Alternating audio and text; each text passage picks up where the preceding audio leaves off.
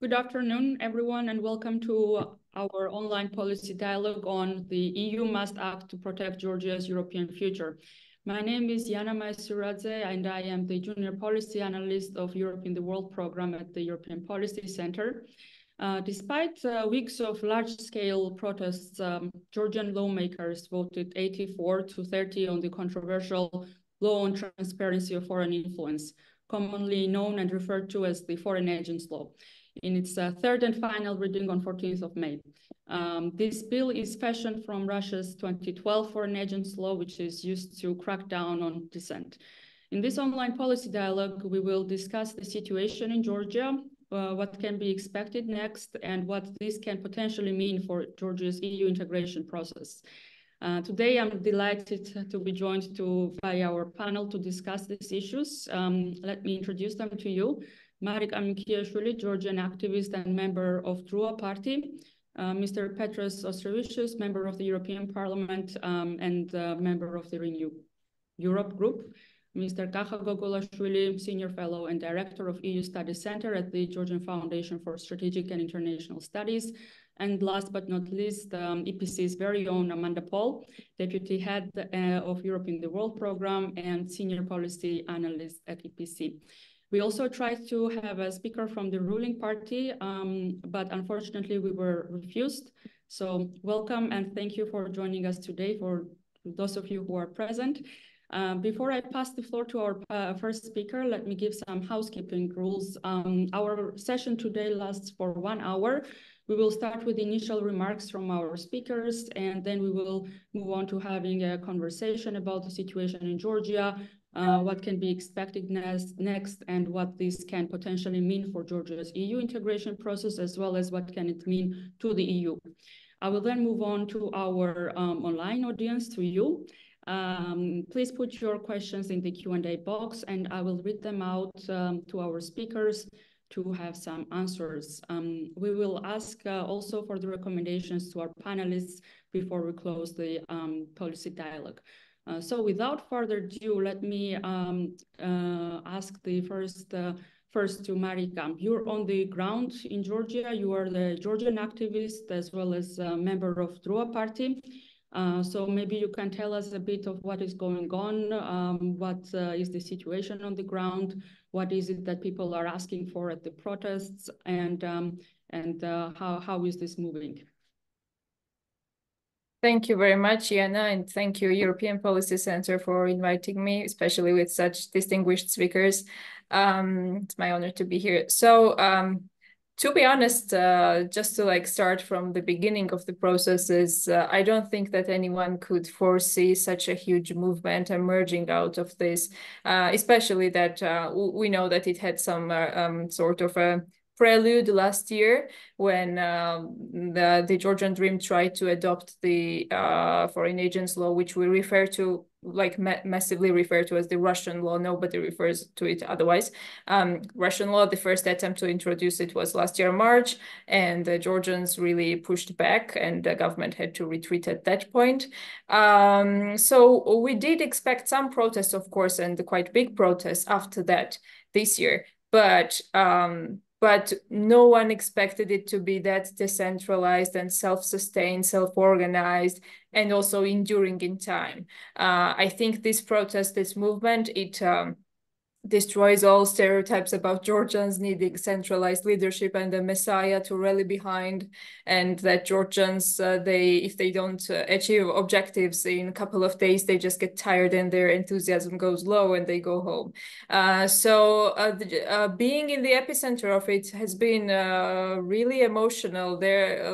Everyone around me, myself included, we can barely hold tears with just appreciating the process of it, because something unexpected would come up in a positive sense every day. And for example, it's very emotional when Georgian protesters, especially the youth and students, they suddenly out of nowhere decided to take a public vow in front of the heroes memorial to protect the nation and Georgia. And for me, it was something really out of a book about 19th century Spring of Nations and national uprisings. And then we had this protest Easter when we held a Easter service in front of the parliament at a church. And especially that the government tries to monopolize the church and religion, and they refer to us as Satanists. The former Prime Minister Garibashvili outright called us Satanists last year.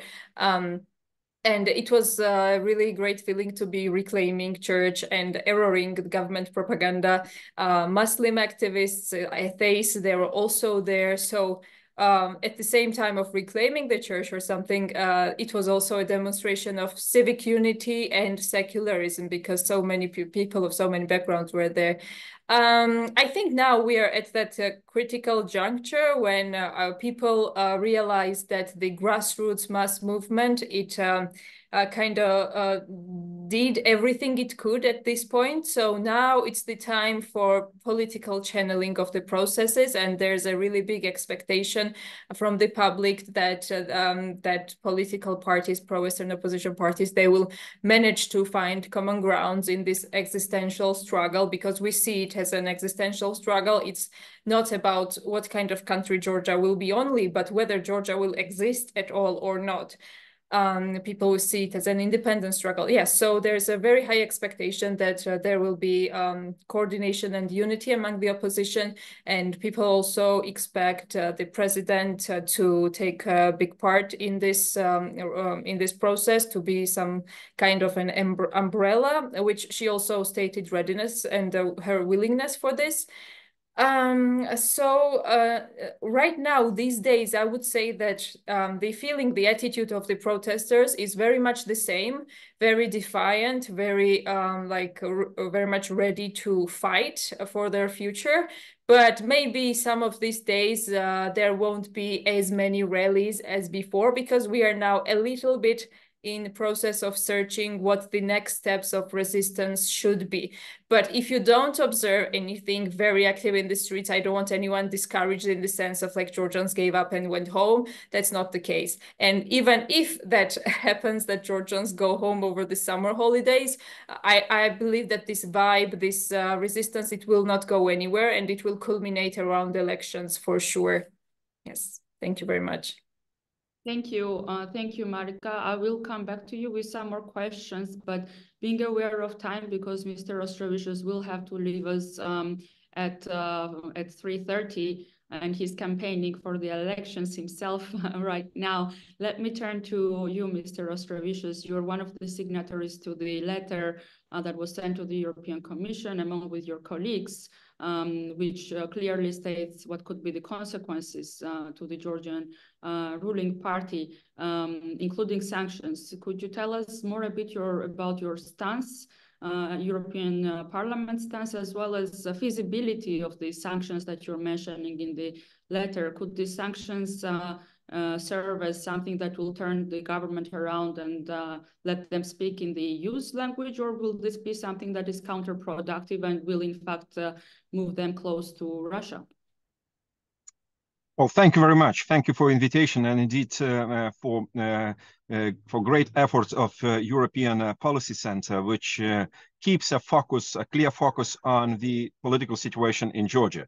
It's so important in a time when we see that the ruling ruling party is in a kind of self-isolation mode.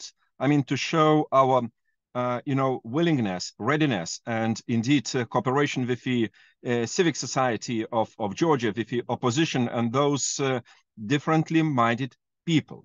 So there is no question at all that Georgia is in a very deep political crisis, in a kind of indeed existentially dangerous situation. There is no question for me why this timeline is taken by those who, proposed this piece of legislation, very much Russian style now, because, it simply deletes Georgia from candidacy in the European Union. It greatly complicates Georgia's efforts to join Euro-Atlantic community. So I don't see Georgia as a candidate country for NATO with such a piece of legislation, with such a flow of political arguments coming out from the ruling party. So, I mean, we have no question, I mean, which, political space is winning in this regard. Of course, Eastern one, dominated by Russia, dominated by authoritarian regime. So where we are, even on 7th of May, that was rightly mentioned by you, a letter, cross-group letter signed by 31 members of European Parliament. And it's not just, like a small or tiny group of friends or same-minded people who have signed this letter expressing our great concern. Even a week before the adoption of the law, we saw a clear tendency, simply, kind of one way thinking among the ruling coalition to bring Georgia at that stage we are speaking about now among ourselves. So what we can do, in fact, we have to be, the European Union must be as united in a strong message towards a governing coalition. There is no way to overplay the situation as, for example, there have been some attempts to, to demonstrate that, all right, the position of the members of European Parliament is nothing. We are free to express different views, but nobody cares about our position. No, it's wrong. It was a common, I would say, position of all three major European institutions, Parliament, Commission, and Council. So please take it seriously.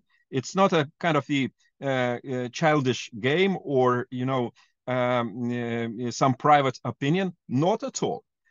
We have to be indeed very serious in bringing or coming up with the actions. So that's why we called for indeed sanctioning those politicians. Political sanctioning, I think, already has happened. I don't see many among, democratically minded members of European Parliament who would be willing to meet with those 84 who voted for such legislation, completely contradictory to the European, practice and tendencies. Secondly, we ask for, freezing the assistance, financial assistance programs for the government. And I hope the Commission and the External Action Service, after some considerations, will come up with the certain proposals in this regard. It's not too much. So we have to be not just politically, sound, but as well as practically based in action. And again, in those 9 steps proposed for or made clear for Georgia as to be accomplished before, full implementation of candidate status, this piece of legislation, as well as other laws evenly adopted by the ruling coalition, I believe brings Georgia absolutely into different tendency or direction. It was about decreasing political polarization. Now we see polarization coming on the top. I can't imagine more polarized society in Georgia as for the time of being. And the ruling, coalition does nothing. to bring country into something more peaceful, into more consensus-based society. And I don't think we saw all the actions which are probably pre-planned by the ruling coalition. I have a bad feeling that something might come up even more in this regard. And indeed, it's very much elections-based. It's much about politics. It's about elimination of opposition and differently minded political and social groups. It's absolutely wrong, again, move by those who believe that we will be silent. Not at all. if Georgia Dreams politicians believe that Georgia is fulfilling the candidate status requirements and will be, you know, just applauded from our side, I think they have to be very, very careful. But indeed, my thoughts, my concern is not just about the Georgian Dream politicians. My concern is about the Georgia's status as a candidate country.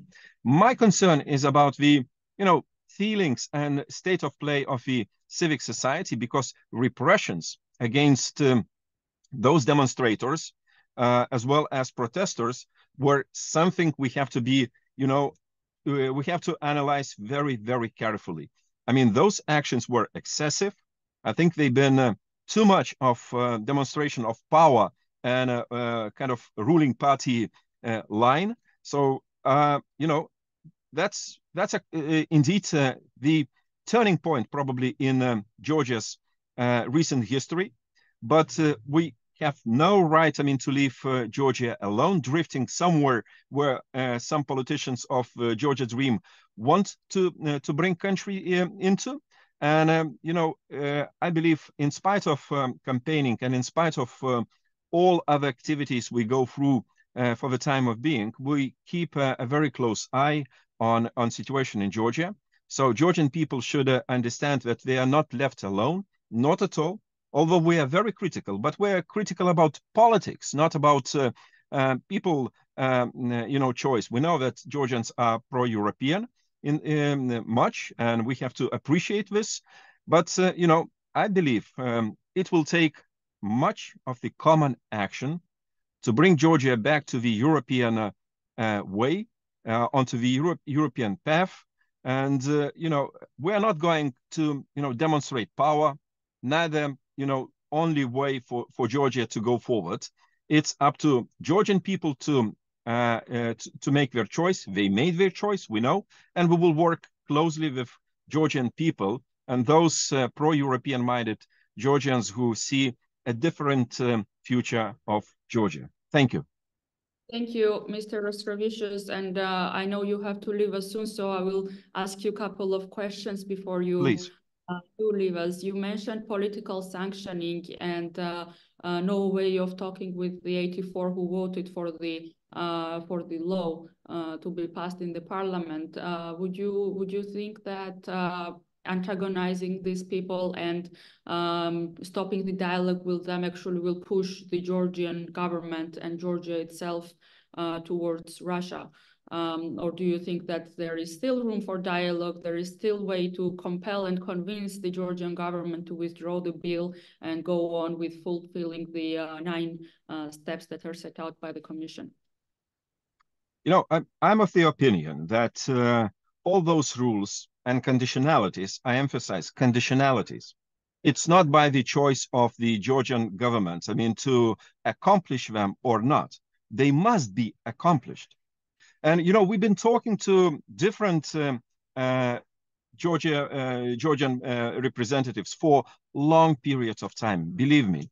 But I always had a feeling that there is a determination, a certain determination, especially among the Georgia Dream representatives, as they know everything.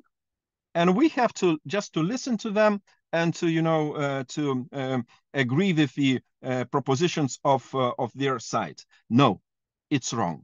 I think we have to demonstrate our principled position, and until we don't see anything of change on the government side, I think it's absolutely understandable why, for example, me personally, I will refuse any meeting with their side. They have to come up first, demonstrate willingness, and demonstrate the way out of this political crisis.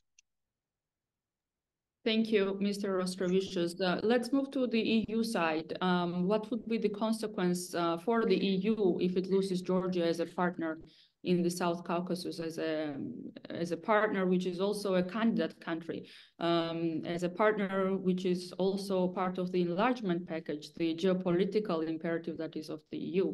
What would be the consequence for the EU if this happens?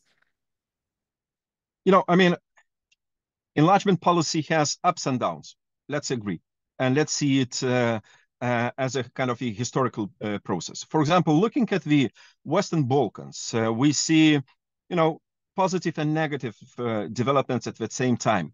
I look at certain countries which have already a decade-long candidacy history, and not much of reforms has happened. Why? And there are different explanations, but mainly because of the, you know, lack of political determination, lack of willingness, and clear policy line for bringing country to absolutely different state of play. But it might happen with Georgia, so that's why freezing the present situation, it's not a kind of complete change. You know, I mean, nothing will happen, but will be no positive developments. I mean, will be no responsive and adequate actions from the EU side. And I believe the European Union has each and every argument to do it, because, look, it's not us joining Union of Georgia. It's Georgia joining the Union of Europeans. So that's why it's a different game. It's always asymmetric, but so the future candidate country, if Georgia Dream politicians still think about this seriously, they have to join the set of values, set of principles and norms which simply describe the European Union as an entity. Thank you. Thank you. And I'm just going to ask the last question before you have to leave us, and I'll move on with the rest of our speakers, because I will also ask them the same question. Maybe just one recommendation to the EU and one recommendation to Georgia from your side. Well, you know, I value much determination of Georgian people. I mean, seeing so many on the streets of different cities and towns in Georgia, it simply confirms my, you know, idea that Georgians see no alternative for country's future. It's great. Secondly, so we have to be even more cooperative and more assisting civil society, NGOs of Georgia, developing their activities in spite of this, so to say, law on foreign agents. I think we have to be very much, you know, insistent in supporting NGOs, who, by the way, I mean, bring a lot of, you know, practical and so needed knowledge to many politicians in Europe and EU institutions, independent, very objective information. So we have to support it. And indeed, we have to invite Georgia for Georgian representatives for meetings, but with a very clear message, not hiding our critical opinion about the moves which unfortunately were made by the ruling politicians. Thank you. Thank you, Mr. Ostrovicius, for your Thank you. Time is never enough or fair to the many questions that are arising from these discussions, including the upcoming elections in Georgia. That's right. Etc. But hopefully we will discuss this with the rest of our speakers. So without further ado, thanks again. Without further ado, Mr. Gogolashvili, let me turn to you about the analytical part of the law. The question we always hear from the ruling party is which part of the law is Russian? Could you please shed some light on the parts that are very similar to the Russian law, or if there are differences as well, and kind of give us the analytical overview of this law? What could be the consequence if this law is enacted even before the elections in October, and what could be the next steps? I think you're muted. Yeah, thank you very much for inviting for these interesting discussions that I hear. Yes, that's I think quite interesting question and main question, if whether this law is really something unacceptable for Georgian community, for Georgian society, and for Europeans as well, or this is exaggerated. No, I think that it's absolutely legitimate concern of Georgian society, of Georgian civil society, first of all, but whole society. And the fears are absolutely legitimate as well regarding the backsliding of democracy with introduction of this law. This particular law is inspired by Russian law. I never say that this is exact copy of the Russian law, but this is not necessary absolutely to have an exact copy. The main thing that makes it similar with Russian law is that Georgian law as well as Russian law both are directed towards the NGOs predominantly and mainly, and they do not they just involve into the monitoring and into the action of the law. Under the action of the law, they subject the organizations which are not per se are not representing any foreign power or any foreign principle as it is described in the law. So what does this mean? For example, American and so-called Anglo-Saxon types of the laws about transparency of foreign influence or Foreign Agents Registration Acts, etc., they have different names. All of them concern those organizations or physical persons who are engaged in promoting interests of working on in interests of a foreign principle of an organization or any entity settled outside of the country. So this means that if I really represent the interest of anybody acting or registered, any organization, any person registered outside of my country, I can be named an agent of this organization, of this principle, but only in case in American law and in British, in Australian, in Canadian law, only those organizations who fall under this condition that they are really representing somebody. But in Georgian case, as well as in Russian case, it is enough that you are somehow supported from outside sources. And this support is a small amount of quantity of financial assistance. This could be a grant, this could be a service contract, for example, which doesn't mean at all that I work in interest of that supporting me entity from abroad. But this means that this entity may be for some absolutely different reasons. And in case of Georgia, for example, or Russia, if we even consider Russia, the Western intervention was directed towards assisting the state in different directions, state of Russia or state of Georgia, but including assisting civil society in these states, namely in Georgia, for example. This is not a foreign influence, this is a foreign assistance actually. Foreign assistance which goes to different actors, to different institutions, including civil society, and it aims to help civil society to play a constructive role in the development of the country. There is no any other influence or any other serving of interests of somebody. For example, an organization receiving as a grant from United States aid, right?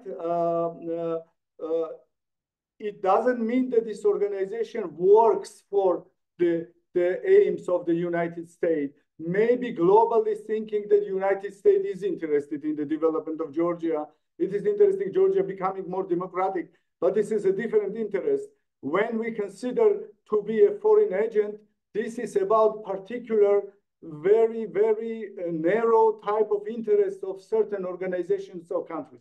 So this is the big difference between Georgian and Russian law from one side and the American type of laws, or a family of laws from other side. And I would say that any comparison of these two type of laws is absolutely naive. And unfortunately, this in Georgian case, we cannot call it naive, or in Russian case, it could be naive for in understandings of if we understanding like if somebody in the society supports such a law and thinks that this is a same type law as American, this is naive. But the government understands very well the aims and objectives. Objective of Georgian draft as well as Russian draft is to establish control and to establish full somehow monitoring over the activities and any type of activities of non-governmental organizations, of non-commercial structures, and free media. So imposing different type of fines over them, and these fines are absolutely non-proportional to and much bigger than the fines, for example, imposed by the tax collection bodies. For example, if you violate any tax collection procedure and do not make declaration in time, you can be fined with 200 laris, which is approximately 70, 80 US dollars, right? Or 70 euros. But in case of if you violate placing declaration on the website in time, in this new case, you are fined with 25,000 laris. Imagine this is 12, 13 times more than ordinary situation. The aim and objective is very clear. So it intends to put the organization in a position when it cannot function longer, because these fines can be put every month. If you do any mistake in your declaration, they can also fine you with 10,000 first, and then progressively with 20,000 every month, etc. So I would like to tell you that it is very clear. The objective of the law is very clear. And it is very clear this is from typology of Russian laws. And what was the consequence of the Russian law? Consequence of the Russian law since 2012, introduced in 2012, was practically total elimination of critical NGOs in the country and elimination of critical media in the country. Finally, the Russia left without any civil society activities openly making something critical of criticizing governmental policies or steps or any decisions, etc. This is typical action directed in order to slide back towards the autocratic regime, which happened in Russia, towards the autocracy. And in medieval times, it was called that when you eliminate civil society, you receive simply tyrannies. And we have this kind of prospects. Obviously, the law was not accepted by our foreign, not only by Georgian society, which is in total protesting about this.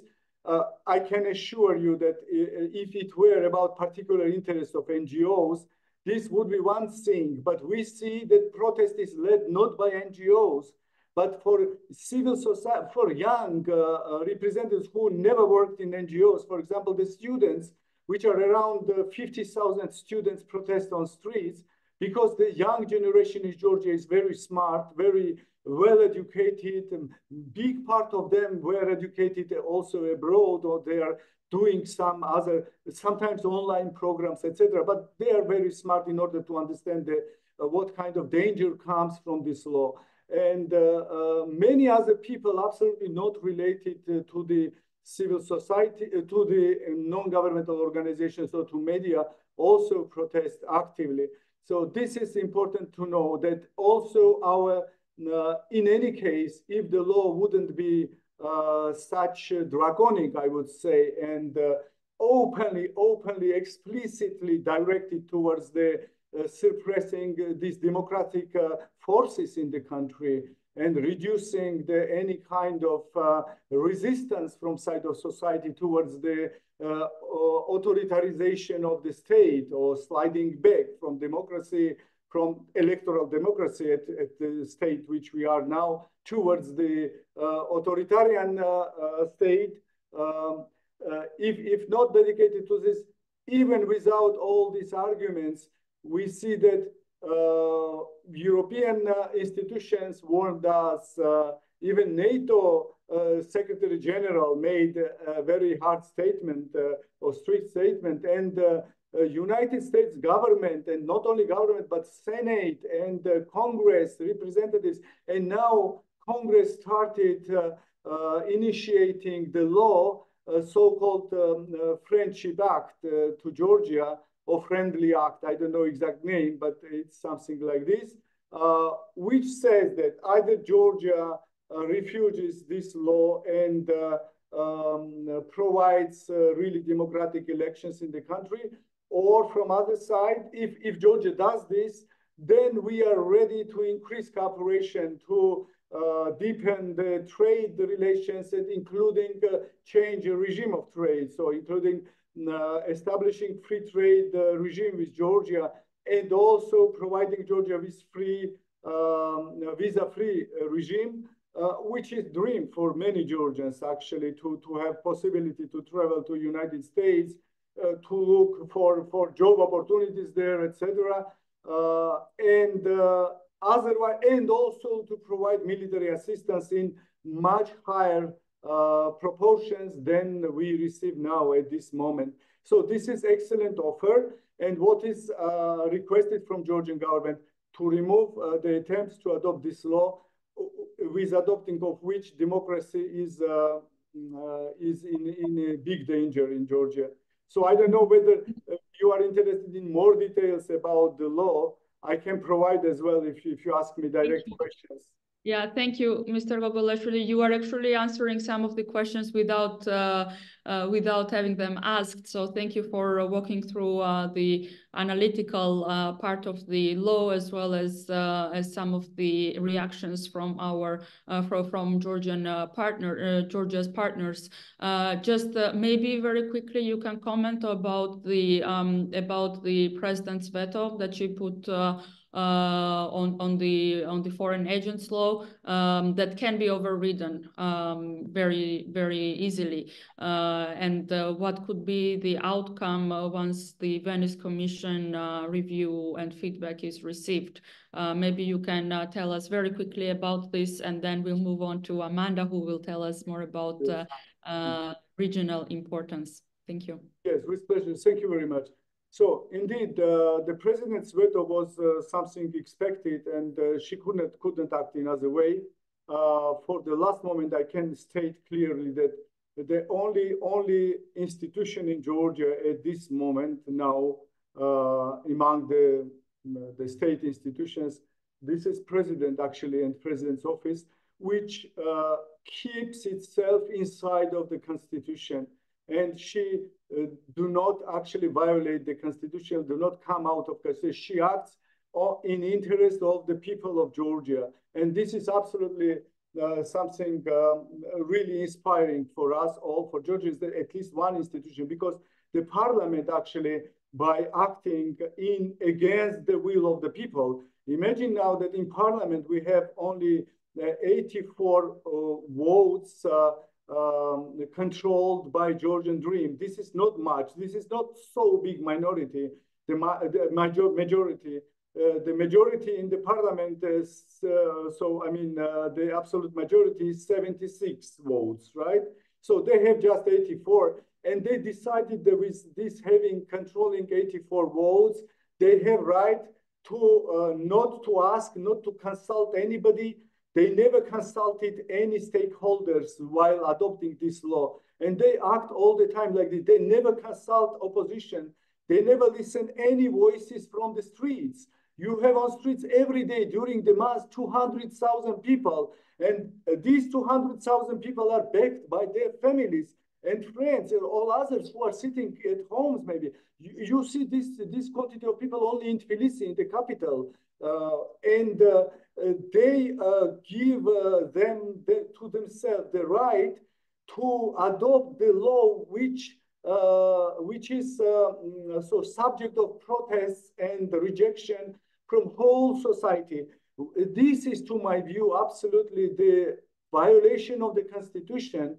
They think that legitimacy of their government comes only out of 2020 elections, parliamentary elections, when they got a slight majority over other parties, and now they can act without taking into consideration any minority concerns and any people's concerns, etc. This is not a democracy, saying frankly, but this is one thing. And second thing is that the government also, I think that government and prime minister with his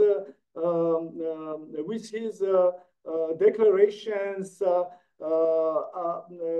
very rude language towards the civil society, towards different actors in the country, also how the law enforcement bodies they act. They violate existing legislation, and not only just existing legislation, but rules of humanity, of the humanitarian international law as well. So they torture people whom they detain without any reason, just staying on the actions. Marika knows it's better than me because she's every day participating and her party in these actions as well. They are just taking people and then beating after having them detained. You know, there is no any reason, even if there was any kind of reason or suspicion to detain them. What is the reason of beating afterwards people, and beating in a way that some of them are during months already in the hospital, and they cannot heal their wounds after all. And they may stay, for example, one very well-known gentleman, he almost lost his vision in one eye, and nobody knows whether he will recover. Very unfortunate, and we have also seen on social media the photos and videos of these events. Indeed, very unfortunate. Maybe you can comment very quickly about the decision from Venice Commission that is anticipated. Yes, with pleasure as well. Yes, yes. So I just mentioned this in order to say that how the state institutions, they act out of constitution. So they went out of the, I would say, the boundaries which constitution places and puts upon all the citizens. And now, as regards to Venice Commission, of course, the president didn't wait for the Venice Commission recommendation. That was absolutely correct decision, because we know that Venice Commission usually makes these remarks in cooperation with OEC or their experts group. And last year in June, if I'm correct, we already got 50 pages report of the OEC or their experts committee, which is very well describing and everything, the deficiencies of this law, and it actually qualifies the law as inutile and absolutely not compatible with democratic norms. It also indicates on the incompatibility of this law with certain Council of Europe conventions, and one of them is of Convention number 11. This is about this freedom of association, and this is very explicit. After all, it says that any kind of naming the organizations as organizations of foreign influence or organizations of as foreign agents, this is a stigma which is put on the organizations without any reason, and this is also incompatible with democratic norms, etc. There are so many things. Imagine 50 pages of critics of this law. So it was absolutely evident that Venice Commission would have done the same. And we know exactly that Venice Commission would recommend to reject this law because it's not possible to adopt. This is what I think about this. Thank you. And the president's veto, I can tell that, of course, unfortunately, because of changes in the constitution which Georgian Dream made, when it had constitutional majority, and it was because 2020, somewhere 2017 or 18, I don't remember the exact date, but still they have made changes.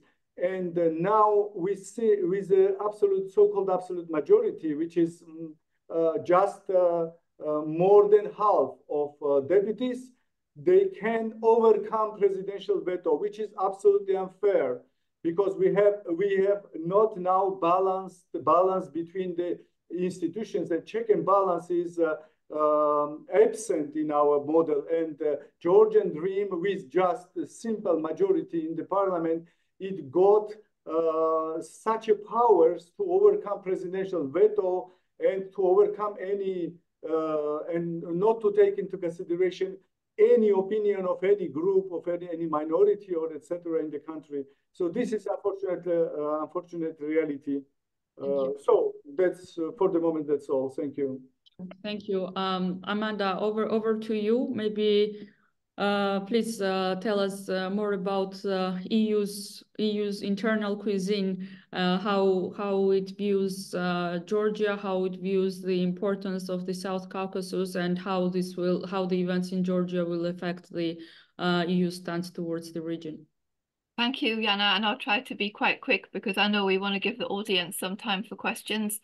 First of all, it's nice to be sharing the panel with Kakha and Marika, two great experts. And I would like to thank you, Marika, for the great reporting that you've been doing on social media from the ground. It's not easy, and you have to put up with a lot of awful things, gassing, rubber bullets, etc. So well done. For me, and I'm not a Georgian, I find the situation in the country devastating. I started to work on Georgia, or became interested in Georgia, when Mikiashvili came to power, and I've been working on the country ever since, you know, sometimes more and sometimes less. But to see Georgia almost come around full circle, it's really depressing. I mean, Georgia has been knocking on the EU's door for many, many years. It took a long time to get that door open a crack, and then to get it even more fully open. And now it looks like Georgia is actually pulling the door shut, which is a tragedy. The country is definitely at a fork in the road on its future direction, but it's also a fork in the road for EU-Georgia relations, but for the EU itself. I mean, it's a test for the EU. This is a moment when we're going to see whether the EU is really an effective and united geopolitical actor. I mean, the EU isn't that good at walking and chewing gum, as the Americans would say, namely dealing with different problems and crises at the same time. We know the plate's already full. I mean, Russia's full-scale invasion of Ukraine, the situation in Gaza, and whatnot. But they do need to take this situation very seriously. First of all, for the Georgian people, but also because what happens in Georgia doesn't stay in Georgia. It impacts the broader South Caucasus region and the Black Sea region, where there's already a lot of turmoil. This region is going through a sort of earthquake, if I can put it that way. I mean, first and foremost, because of Russia's war in Ukraine, but also because of the unresolved situation between Armenia and Azerbaijan, and the sort of ongoing changing geopolitical balance in the region. And this involves, you know, Russia, the EU, the US, and Turkey. All of these players, the roles that they had a short time ago, are evolving. Different countries are now having more power. Other countries, power balance is shifting. So it's really important that the EU digs in really hard, because it has an important role to play there in upholding fundamental rights and freedoms, in engaging all of these countries on their different EU trajectories, in pushing back against the aggressive actors that want the region to stay within their, you know, so-called sphere of influence. So this makes it really important for regional stability, including for big EU projects that the EU has on its agenda, such as a middle corridor. I want to say a couple of words about the foreign agents law, but not very much because it's already been spoken about. I mean, this is the most serious step we've seen so far for undermining fundamental rights and freedoms in the country. But of course, it's not the first, because maybe Georgia isn't on everybody's radar, but over the last few years, we've seen, you know, an erosion of fundamental rights and freedom and backtracking. I mean, Georgia managed to get the candidate country status, but basically by doing the bare minimum that it could do, and also because of the geopolitical situation, because of the war in Ukraine. But this is what's happening now. It's the first time in Georgia's history where a governing party has actually declared a shift in Georgia's strategic priorities. I mean, a shift in the nation's Euro-Atlantic foreign policy alignment. I mean, I've certainly never seen that before, and it totally goes against the priorities, the strategic priorities of the country and where the population want to see Georgia going. I mean, I found it really shocking that Bidzina Ivanishvili actually openly designated the West as an external adversary and described Georgian civil society also as an adversary. And his reference saying that he's not Yanukovych, he shouldn't be challenged like that because Georgians won't succeed in the way that Ukrainians succeeded. I mean, this is really chilling, and it makes it more important that the EU really does understand the importance of keeping Georgia close, supporting the Georgian people. So it means that its response needs to be really strong. It needs to be really meaningful. We don't need to spend days and weeks trying to put together a united statement. I mean, this is a really bad signal if this is the case. It needs to demonstrate that Georgia really matters to the EU. So I don't want to repeat what the others have already said, but I do support the placing of sanctions on those who supported the bill.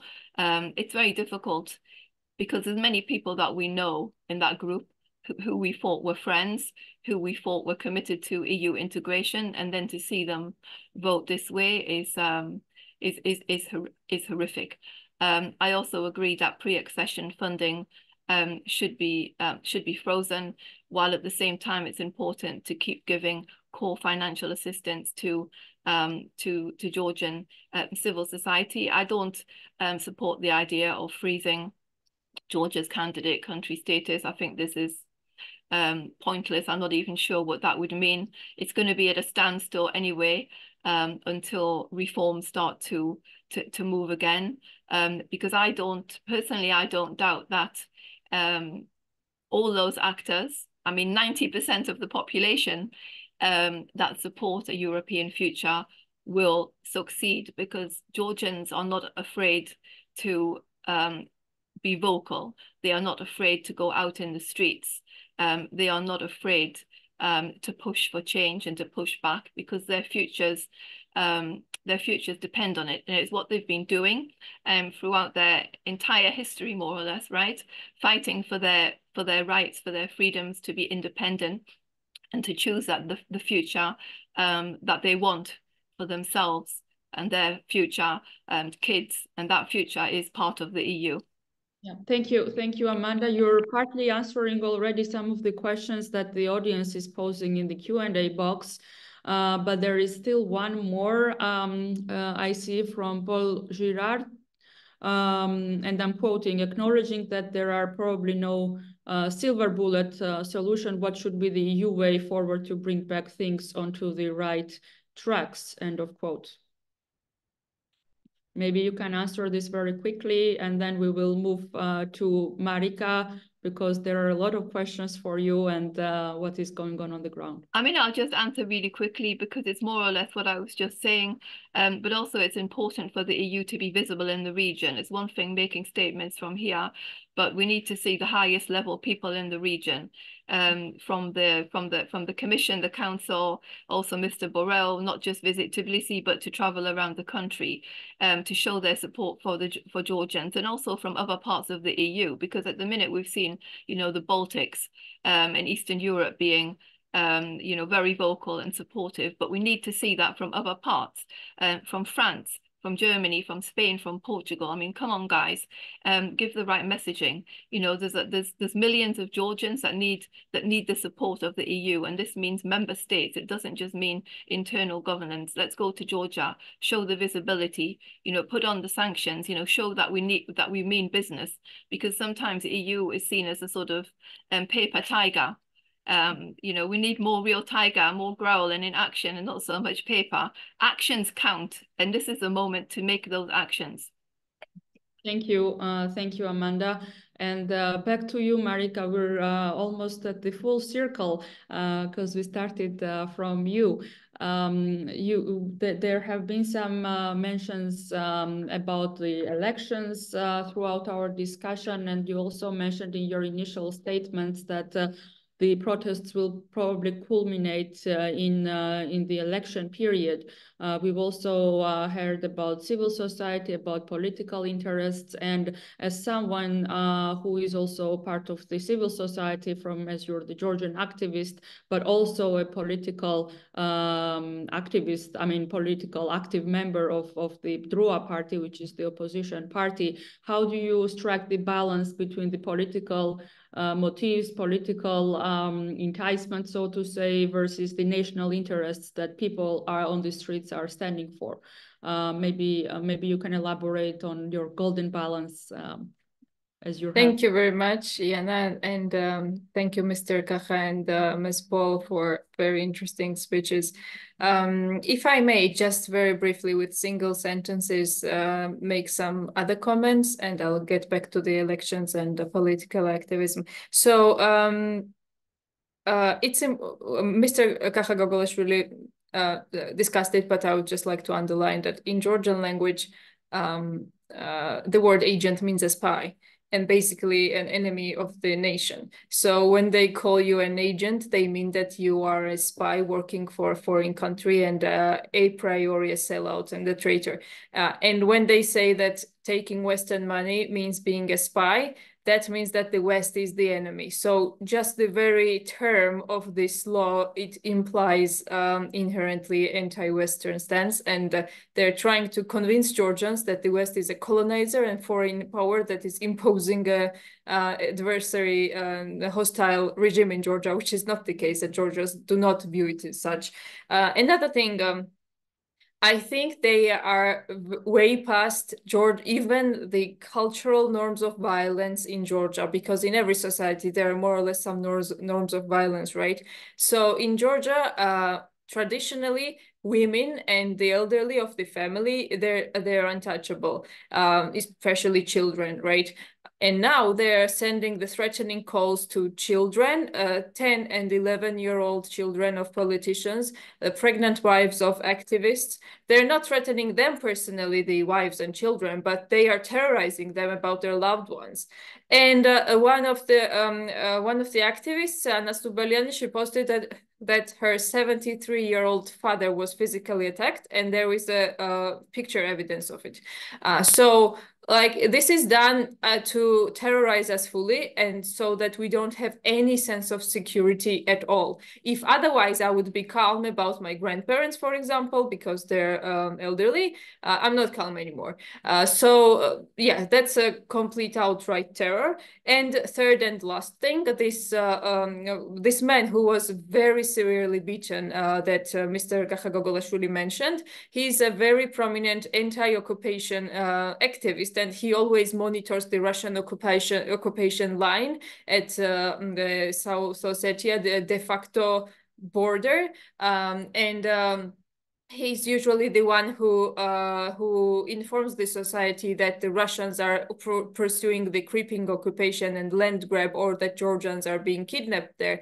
And he posted when he recovered now, more or less, and I wish him speedy recovery, that the special forces people who began assaulting him, they began assaulting him with, "Why are you always at the occupation line? What the hell do you want there? Why are you there?" And so this is like, they took a revenge on him, especially and particularly for his anti-Russian stance and activism in support of Georgia's territorial integrity.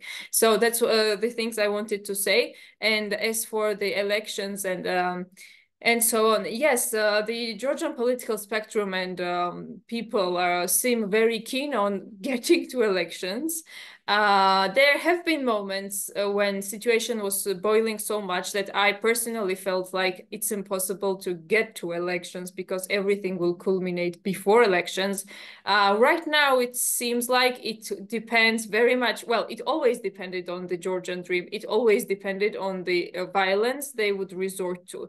So if the situation is completely out of hand and unhinged, it will be very hard to get to elections, no matter how keen we are on getting there. So the Georgian dream holds the key to that. But nevertheless, like we should, of course, and we have no illusions of free and fair elections, but nevertheless, we should prepare ourselves and like call on the public to go vote more than ever before. The turnout has to be higher than ever before, especially among the young people.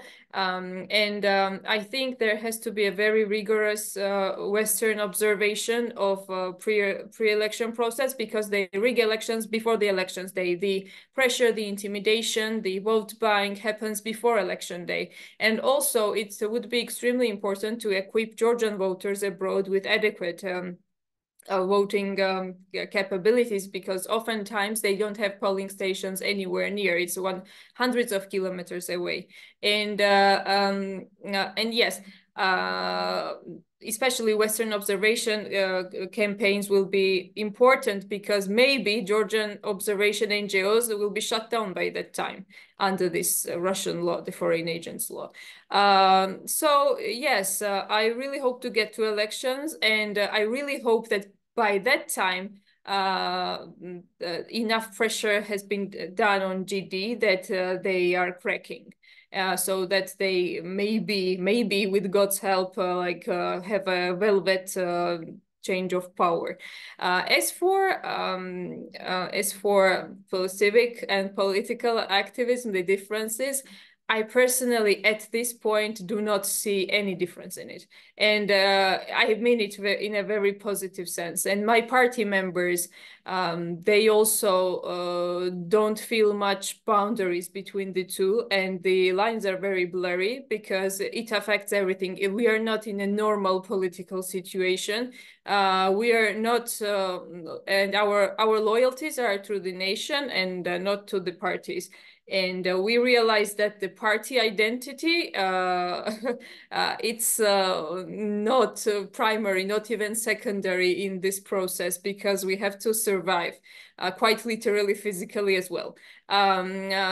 Just to underline the government propaganda, they very often attack my party, Droa, that we use funding from European Endowment for Democracy and for political purposes. I'd like to underline that, of course, we keep everything separate legally, but in terms of attitudes and our priorities and preferences, I think the political and civic is very much mixed, and the line is very blurry. And I think that is essential. That is something that everyone should feel in every political party right now. Otherwise, it's impossible for parties to unite on the same platform and umbrella of European future, because if we keep insisting on party identity and party activism, then it's no good. I don't believe that can bring a victory for the Georgian people if that's the case. I hope I answered you. Thank you. Thank you, Marika. One last question from the audience to you. This is coming from Paul Taylor, and I'm quoting: how does the Georgian protest movement think that the EU can best help them in these circumstances? And do you think the EU financial sanctions against Georgian Dream would be helpful or counterproductive? Would they be effective? End of quote. And maybe you can also comment very quickly, though, about the fact that there is kind of a split reactions from Eastern Europe and the Baltics versus the Western European Union members. Yes, as for the foreign support, I think Georgians really appreciate media coverage and just the world being aware of our situation. in a right context. So it's not just Georgia. We see ourselves on the freedom front line, and it should be covered as such, also coupled with Ukraine. As for tangible steps, for Georgians, in the last several years, sanctions became synonymous with Western support. So it's not just the pragmatic economic costs that it might have on GD, it's a very big boost for Georgian morale. And it's important for that sense as well. Last year in April, US State Department imposed travel bans on 4 judges, like very influential corrupt judges, and it was a New Year's celebration on Georgian Facebook. Everyone was so happy to this, like they took it as a US support for Georgian cause. Sanctions on GD key officials, but also the pillar of enablers, who are like more or less average Georgians. That would be really effective, I would say. And in my personal opinion, I'm not necessarily voicing Droa's opinion here. In my personal opinion, travel bans and on family members of GD enablers is extremely effective, because they all like having holidays in Europe and sending their children to US universities and so on, and shopping there. So that's the thing. And once they actually feel pressure and that they cannot have a comfortable life, that will be effective.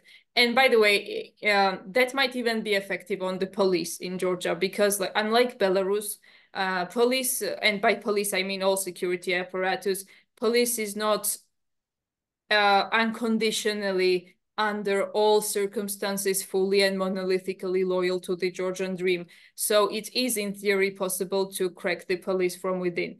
Yes, that's I think my answer to the sanctions.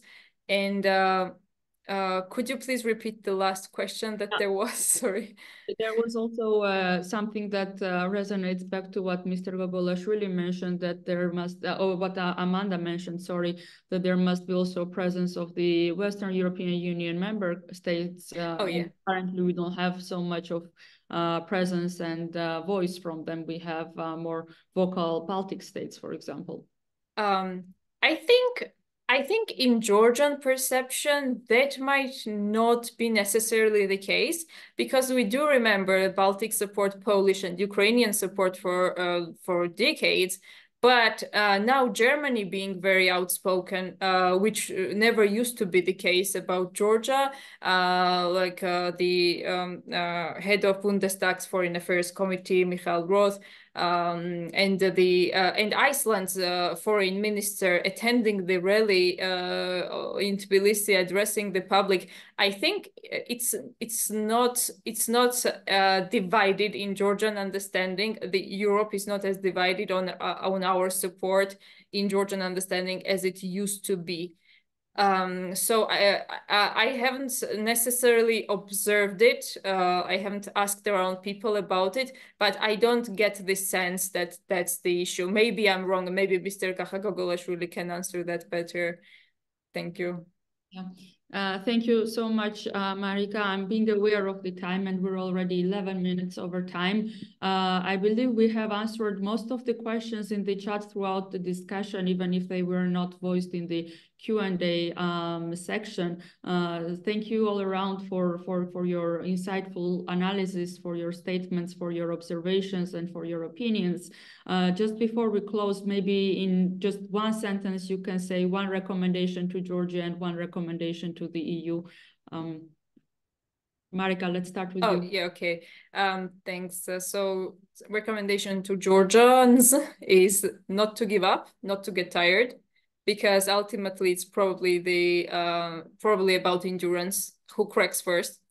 And to the European Union, I would say that imagine that in 5 months and 5 days from today, the last government under Russian rule in Georgia will be gone, and Caucasus will be more free than ever, because Russia doesn't have any social cultural foothold in Georgia to that degree. And after GD is gone and GD protection to pro-Russian groups is gone, that's it. Russians will never have a government in Georgia anymore. And together with Armenia, who is already drifting away from Russia and towards the European Union, it will be a more free Caucasus than ever. And I think we should be doing everything to ensure that, everything to make GD leave power through elections. To the EU, please. That's it, to press the GD as much as they can with sticks and carrots. Sanctions, elections observation, maybe also with some carrots that the United States now offered, some visa liberalization, trade partnership, military aid in case the legislation is revoked. Maybe the EU could also do that, something like that. Yes, thank you. Over to you, Amanda. Recommendations in one sentence. I mean, for the Georgian people to keep doing what you're doing, keep pressing, and of course to the Georgian government, please withdraw the bill. Do that. Obviously they're not going to, but we know we can still hope. I mean, for the EU, have a strategy for the South Caucasus. It's something that we've been calling for many years, but I'm still yet to see this strategy. So it should be a priority. So get a strategy and also follow through on verbal commitments, actually put them into concrete actions and do it quickly. Thank you, Amanda. Mr. Gogolashvili, you have the last recommendation. You're muted. Yes, sorry. Yes, I think that everybody understood that if Georgian Dream wins these elections in October, then the country will stay in a very, very uncertain position, and most probably will start sliding or driving towards the, if not Russia exactly, the authoritarian world. So it will appear as a country belonging to the community of authoritarian states. This is unacceptable for Georgian people. So I think that at this moment, all Georgian forces should be united and coordinated. So, of course, the politicians should do their job, and each of them should work with their own electorates, but they need some common platform, and they need some common approach. They need to unite somehow. In many cases, I think that small parties which have no chance to get 5%, to get over the 5% barrier for the parliament, it is important that they join forces with other smaller parties which are not very far from each other ideologically, and create a kind of nucleus able to overcome this 5%, because there is very difficult situation in terms of nobody knows whether the Georgian Dream will be able or not to get 50% of votes, or there is chance to for the opposition to win actually in such a way. I think that there is necessity that not only political parties coordinate with each other, also unite some of them and create the certain platform to talk to people and to agitate for this, to promote actually ideas of Europeanization, and indicate also that these elections are elections for Europe, for European Georgia. If we want Georgia to see ever in the member of the European Union, no vote should go to the Georgian Dream. Then this is one thing. The second thing is that other forces like civil society or just civic activists, which we see in streets or on Facebook and on media, etc., they should also somehow be closer to this nucleus of political parties and coordinate together and create agenda, European agenda for Georgia. I think people should believe that there is a big force in Georgia, and that European idea is something strong, supported by civil forces, by political forces, by wider population, by intelligent people, just professionals, etc., etc. So this is most important, the unification of forces and coordination. Thank you. Thank you all around. Thank you so much for your insights once again, analysis, observations, opinions. Very much appreciated to have your voices heard here at the European Policy Center, digitally online. We will continue working on Georgia. We will observe the ongoing events. We publish about Georgia at EPC as well, and we definitely organize policy dialogues about it. So I'm aware that we are over time, but I'm also aware that most of the participants stayed even with some overtime in this policy dialogue. So thank you so much for sticking with us throughout the policy dialogue. One is a couple of key takeaways from today's discussion is that definitely EU and Georgia need each other, and they have to come at the conclusion of how to make this partnership happen, because it is a one family, they belong together, so this is inevitable. Thank you so much. All around, thank you to the participants for the questions, for your attendance, for your presence, and I'm wishing you a very nice evening in Georgia and a very nice afternoon here in rainy Brussels. Thank you. Thank you. Thank you very much.